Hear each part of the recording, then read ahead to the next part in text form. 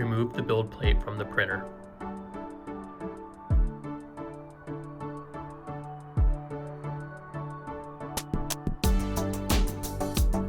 Apply a bead of Bison Grip across the build plate.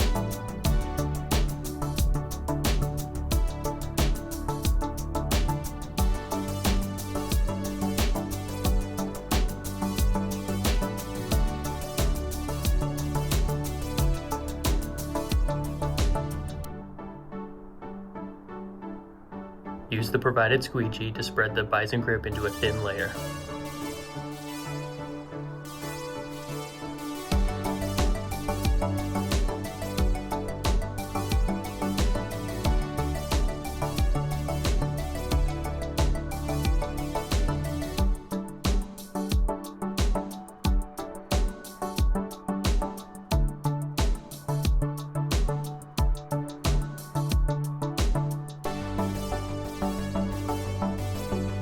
Once done, you are ready to start printing again.